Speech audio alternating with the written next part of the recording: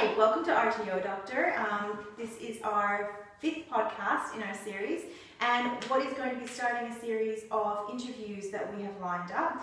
We're starting on a really great note. I am here with Parampreet Singh. He is the owner and CEO of the College of Innovation and Industry Skills, or CIIS, which is an international college based here in WA. He is also the managing director of AVTEG, which is a new company which was started up in 2011 and focuses on providing education on an international platform, primarily in India, with a range of RTOs, colleges and universities from all around Australia. So thank you very much, Parampreet, for coming in and speaking with us. Thank you, Laurie, for the introduction. What we're going to be talking about today is we are going to be talking about the lessons learned from running an RTO, and as you all know, Parampreet has been running an RTO now for over 6 years. He's been operating in the VET sector for slightly longer than that. So Parampreet, if you can just get us started by telling us a little bit about your entry and experience with the VET sector. Well, I entered VET in 2005 as a consultant in mining waves consulting with my partner Hari Sethi. A couple of years we spent in consulting RTOs in Melbourne and South Australia. I then thought, and there was always a burning desire in me to help international students, to support them to find employment in Australia, and I felt that there is actually that gap in Australia where we can support international students, and our RTO is primarily for international students to give them work-ready skills that lead to their full-time employment in Australia, and that's how I actually entered in Australian RTO. Fantastic, okay. So obviously you've been in the sector for a little while. You have seen a lot of changes come and go since 2006. Talk to me about, if you could provide some advice to people who might be new to the sector. What is the biggest challenges in running an RTO in today's environment? I think the biggest challenge is definitely the uncertainty. Uncertainty mainly through our political system. We have seen many changes in the last 6 years as an RTO. We witnessed change after change, which always make it hard for us as an RTO to keep up to date. So the biggest challenge, I think, for anyone who's considering opening an RTO is to really consider why they actually start an RTO. So I think go and deep dive into Vision Quest and what is the purpose of the RTO. Yeah. So as you've been going through, as you said, you started off as a consultant, you then started out at CIIS, and that's been running quite successfully now for several years. When you're going through those kind of growth stages with an RTO, what are some of the most important things to consider going through that growth process? Well, I love to say that it is our systems that we built over the last 3 years, but that may not be true. It is our people, who really help us grow in this country. We got great, amazing staff. We defined our purpose, why we do what we do, and then we try to focus for growth, what we really want to do. We don't want to do, things for, like trying to sell everything to everyone. So we're very focused RTO. So I think it's our people, and then supported by our systems and technology, the system that we built in-house. So some of these, things have really helped us. Yeah. Fantastic. Okay. If you were speaking to someone, let's say someone had come to you and they were looking to have a mentoring kind of relationship about starting up an RTO, what would be the one key piece of advice that you would give to them in regards to considering whether or not they wanted to start an RTO or whether or not they should pursue another option? I think two things I would say. One is mission, the purpose of an RTO. Don't just jump into an RTO because you have seen someone else successful in this space. Focus on why, and then if you can further deep dive into Vision Quest. What is your vision as an RTO?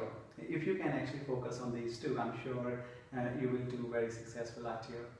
Obviously, as you said, the regulatory market constantly updates.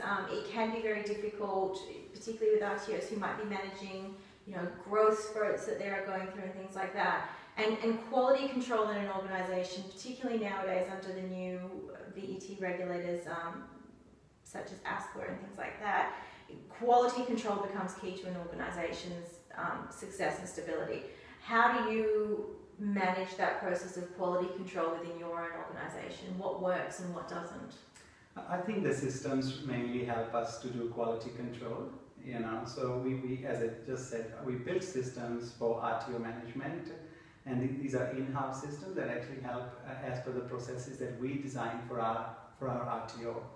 So, for example, I'll just give you a quick example. Recently, we have updated online job management. So even our jobs now, so job profiles, the job duties, responsibilities within an RTO, and every single person within the RTO, we have made it online.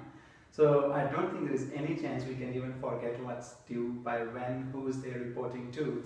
So we continually invested in the RTO and our softwares and technologies and systems. So I think that's very critical for our success and growth for any RTO in Australia. Okay. There's a lot of difficult aspects to running an RTO, and as you've mentioned, some of the challenges, talking about systems, quality control, people development. What would be the most difficult aspect for you in regards to what do you find the most difficult aspect of running an RTO? And also then, I guess as a follow-up to that is what do you see in general that CEOs, directors, people in similar roles to yourself struggle with? I think talent is my biggest challenge, and I personally am very entrepreneurial, and this is my third successful business.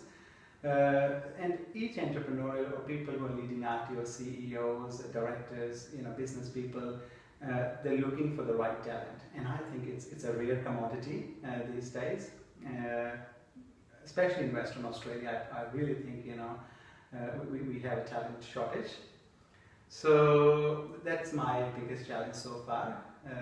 Finding the people who can drive the business rather than I drive the business. Yeah. Definitely. On the positive side of that, what would be the most rewarding thing about running an RTO? I think the most rewarding in any RTO or education industry is the students. When you see them, grow in their life and their career. So that's most rewarding. I can give you an example. Last year, one of our students from Pakistan, Rabia, she won the AVTEG 2013 Student of the Year Award in Australia, and she went along with her husband to Adelaide. AVTEG was kind enough to arrange that.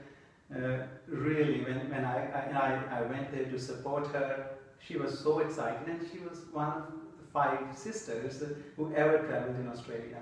So you can imagine her expressions, emotions at that time. So it was so rewarding. Yeah, fantastic.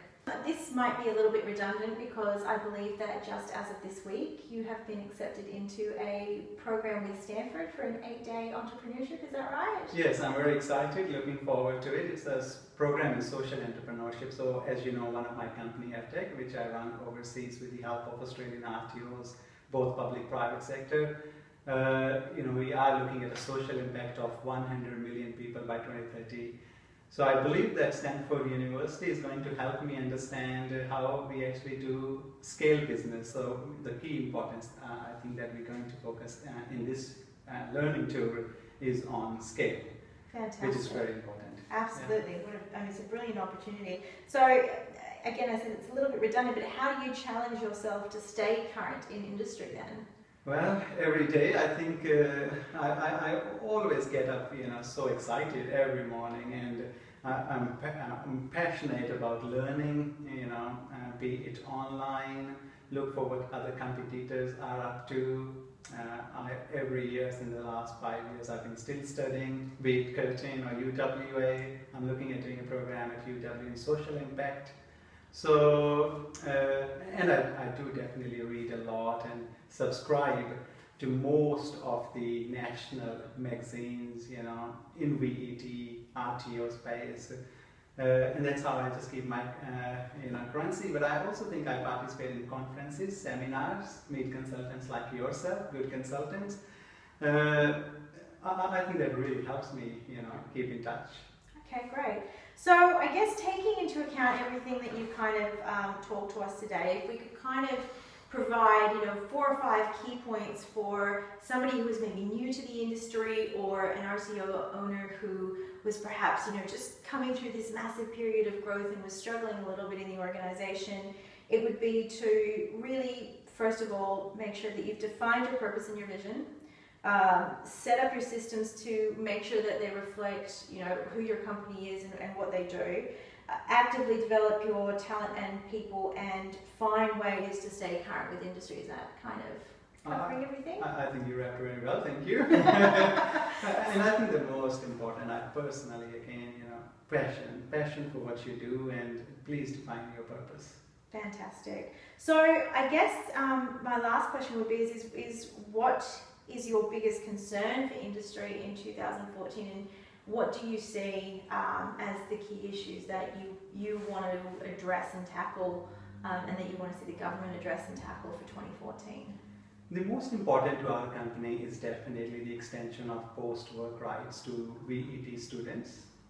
We heavily engaged in Western Australia with organizations like Duxton Hotel, Grand Hyatt, Crown, Burswood, to help our students get a full-time position. But just the restriction that non-international students cannot enter after they study into a work right arrangement, I think the most important for us as an RTO is to see this year in 2014 an extension of work rights to VET students, which I think should be quite fair, given if the higher education students can have the post-work rights. Yeah. Absolutely. Thanks. Okay. All right, well, thank you very much, Parampreet, for coming in today. Best of luck at your studies at Stanford, a fantastic opportunity, and of course, best of luck to CIIS and AVTEG. I'm sure we'll be seeing lots of great things from both the companies, yourself, and the students in times to come. Thank you very much, Lauren, and thank you, RT Doctor. Thank you.